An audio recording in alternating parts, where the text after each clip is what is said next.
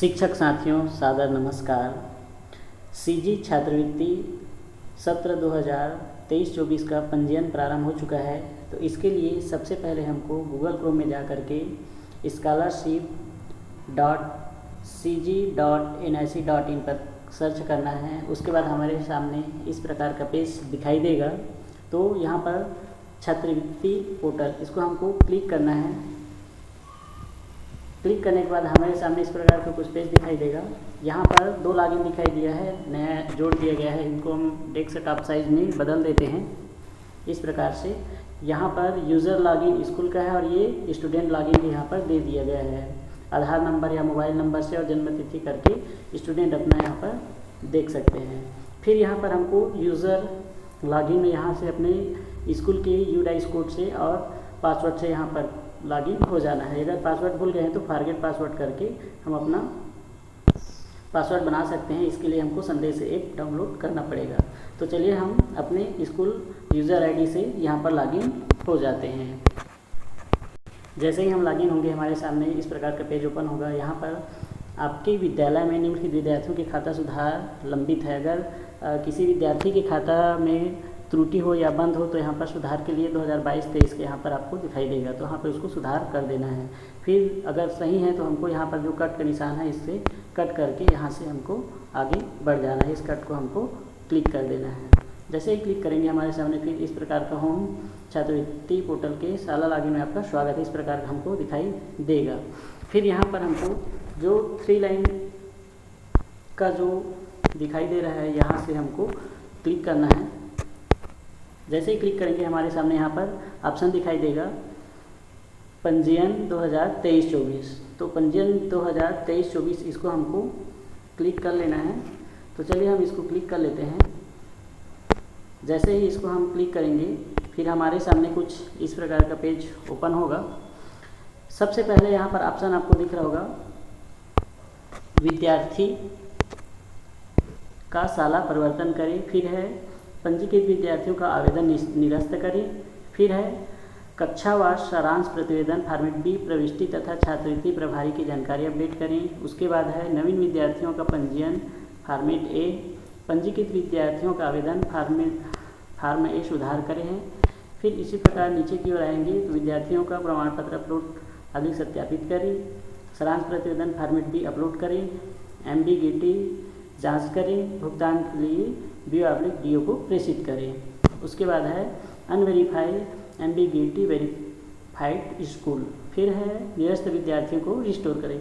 तो चलिए सभी बिंदुओं पर हम बारी बारी से चर्चा करते हैं। सबसे पहले हम ओपन करते हैं विद्यार्थी की शाला परिवर्तन करें। तो यह किस विद्यार्थी के लिए लागू होगा इसको हम देखते हैं सबसे पहले वाले ऑप्शन में। तो जो विद्यार्थी दूसरे ब्लॉक या दूसरे स्कूल या दूसरे ज़िले से हमारे स्कूल में एडमिशन लिए हैं उसके लिए यहाँ पर ये लागू होता है। विद्यार्थी का कोड, यानी कि कोड हमको कहाँ से मिलेगा। जैसे कोई विद्यार्थी 7वीं में आए हैं या 8वीं में आए हैं तो या 6वीं में आए हैं तो वो जो पुराने स्कूल में जो छात्रवृत्ति वो लेता था उस कोड को हम यहाँ पर एंट्री करेंगे। तो वो हमको कहाँ से मिलेगा, वहाँ के स्कूल से उनके माध्यम से हमको वहाँ से मिलेगा।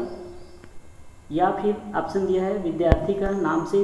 तो विद्यार्थी का नाम से ढूंढने पे हमको बहुत सारे विद्यार्थियों के नाम से मिलेगा। डेट ऑफ बर्थ में भी बहुत सारे विद्यार्थी हमको मिलेंगे। और फिर उसके बाद आता है खाता क्रमांक। इसमें से कोई एक डालने पर हम उस विद्यार्थी को जैसे ही सर्च करेंगे जानकारी देखें तो उस विद्यार्थी का जानकारी हमको दिखाई देगा। तो यहाँ पर विद्यार्थी का कोड और खाता नंबर से हम यदि करते हैं तो हमको सीधा उसी विद्यार्थी का मिलेगा। और विद्यार्थी के नाम से करेंगे तो बहुत सारे विद्यार्थी हमको मिलेगा, फिर उसमें से ढूंढना पड़ेगा। डेट ऑफ बर्थ में भी हमको एक ही डेट ऑफ बर्थ के बहुत सारे विद्यार्थी हमको मिल जाएंगे। तो ज़्यादा अच्छा रहेगा खाता क्रमांक, जिस खाता नंबर को उन्होंने पुराने स्कूल में उपयोग किया है उस खाता नंबर से हमको सर्च करना है, या फिर विद्यार्थी कोड से। तो एक ही बार में हम उनको यहाँ पर जानकारी मिल जाएगा और मैप करके अपने स्कूल में ला सकते हैं। तो ये पहला ऑप्शन है जो दूसरे स्कूल से हमारे स्कूल में विद्यार्थी आए हैं। चलिए फिर इसी प्रकार हम सेकेंड ऑप्शन में चलते हैं। पंजीकृत विद्यार्थी का आवेदन निरस्त करें। यह ऑप्शन दूसरा ऑप्शन है। जैसे त्रुटिवश किसी विद्यार्थी का हो जाता है या फिर हमको वो विद्यार्थी हमारे स्कूल से दूसरे स्कूल चला गया है तो उसका हम यहाँ पर ये निरस्त करें। जैसे ही क्लिक करेंगे, जैसे ये विद्यार्थी हमारे यहाँ से दूसरे स्कूल चला गया तो इसको हमको निरस्त करना है। इसी प्रकार जो विद्यार्थी हमारे यहाँ आए हैं उस स्कूल के शिक्षक के द्वारा या स्कूल के द्वारा उसको निरस्त करेगा, तभी हमारे यहाँ पर वो एंट्री हो पाएगा। इस प्रकार जो विद्यार्थी हमारे स्कूल से गए हैं यहाँ से हम उसको निरस्त कर सकते हैं। उसके बाद हम चलिए तीसरा ऑप्शन पे आ जाते हैं। कक्षा व सारांश प्रतिवेदन फॉर्मेट बी प्रविष्टि तथा छात्रवृत्ति प्रभारी की जानकारी अपडेट करें। इस जानकारी में हमको विद्यालय की सभी कक्षाओं का सारांश प्रतिवेदन नहीं भरा गया है, कृपया सारांश प्रतिवेदन भरें, इस प्रकार का हमको दिखाई देगा। तो इसके लिए क्या होगा कि छठवीं, जैसे छठवीं, सातवीं, आठवीं, तो जो छठवीं में पुराने थे वो सातवीं में दिखाई देगा और सातवीं में जो पुराने थे वो आठवीं में दिखाई देगा। मतलब छठवीं का भी हमको भरना है और कोई सातवीं आठवीं में नया है उनका संख्यात्मक जानकारी हमको यहाँ पर फिलअप करना है। तो यहाँ सबसे पहले हमको क्लास का चयन करना होगा, कक्षा छठवीं के लिए, फिर कक्षा सातवीं के लिए, फिर कक्षा आठवीं के लिए। तो यहाँ पर जो संख्या है वो हमको यहाँ पर हमको फिलअप करना है, ओबीसी, एसटी, एससी, जनरल। इस प्रकार से ये जानकारी भरने के बाद हमको सेव कर देना है। उसी प्रकार कक्षा सातवीं का, फिर कक्षा सातवीं का भरना है, फिर कक्षा आठवीं का। इस प्रकार से हमको फिलअप, इसको संख्यात्मक जानकारी को फिलअप कर देना है। और हम नवीन पंजीयन कक्षा छठवीं के लिए तभी कर सकते हैं जब हम ये सारांश प्रतिवेदन संख्यात्मक जानकारी वहाँ पर भरेंगे, तभी हम वहाँ पर उसको भर सकते हैं। अन्यथा वहाँ पर हमको ये दिखाई देगा कि आप फॉर्मेट बी नहीं भरे हैं। तो ये इसको भरने के बाद ही हम नवीन पंजीयन कर सकते हैं। नवीनीकरण तो हम कर सकते हैं जो पुराने विद्यार्थी है बिना भरे भी, लेकिन हमको नवीन विद्यार्थी भरने के लिए यहाँ पर हमको संख्यात्मक जानकारी भरना अनिवार्य है। इसके बाद हम आगे बढ़ते हैं। नवीन विद्यार्थियों का पंजीयन फॉर्मेट ए। तो यहाँ पर हम नवीन विद्यार्थी के पंजीयन का फॉर्मेट तभी भर सकते हैं जब हम ऊपर का सारांश प्रतिवेदन संख्यात्मक जानकारी भर चुके हैं। यहाँ पर आ गया, देखिए आपके द्वारा कक्षा सारांश प्रतिवेदन फॉर्मेट बी की प्रविष्टि नहीं की गई है, कृपया सारांश प्रतिवेदन भरें। जब तक हम उसको फिल नहीं करेंगे हम नए विद्यार्थियों के पंजीयन नहीं कर सकते हैं। अगला आ जाते हैं, पंजीकृत विद्यार्थियों के आवेदन फॉर्मेट ए सुधारें। तो इसमें कौन से विद्यार्थी का दिखाई देगा हमको, जो पिछले सत्र कक्षा छठवीं में था वो हमको सातवीं में दिखाई देगा, और जो कक्षा सातवीं में पिछले सत्र था वो हमको अभी आठवीं में दिखाई देगा। तो इसके विद्यार्थियों को हम नवीनीकरण कैसे करना है, तो यहाँ पर जैसे दिखाई दे रहा है चांदनी कक्षा सातवीं का, और आवेदन सुधारें, यहाँ पर एडिट एप्लीकेशन दिया हुआ है। तो यहाँ पर हमको ओपन करना है। व्यक्तिगत विवरण सही है, इसको हमको आगे बढ़ जाना है। फिर यहाँ पर शैक्षणिक जानकारी दिया गया है। यहाँ पर वर्तमान कक्षा 7 दिखा रहा है, ठीक है ये, क्योंकि पिछले साल ये छठवीं में था। फिर हमको यहाँ से नेक्स्ट कर देना है। नेक्स्ट करने के बाद यहाँ पर अब आ जाता है छात्रवृत्ति हेतु बैंक खाते का विवरण।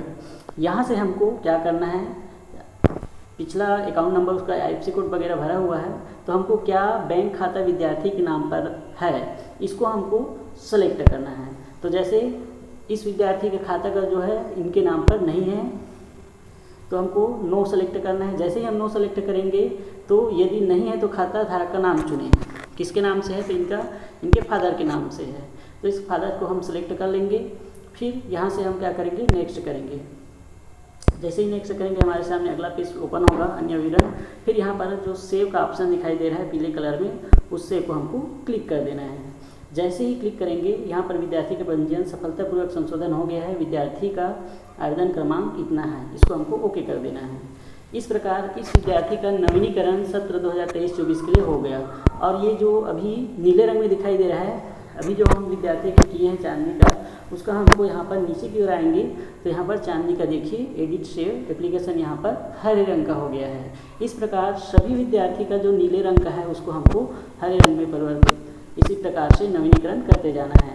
चलिए एक विद्यार्थी का और देख लेते हैं इसी में, जो उनका खुद के खाते का है, तो वहाँ पर हमको यस करना है। जैसे साधना का है, कक्षा सातवीं का ही, फिर ओपन किए। इधर के ऑप्शन में तो सब ठीक है, यहाँ पर कुछ नहीं करना है, हमको नेक्स्ट करना है।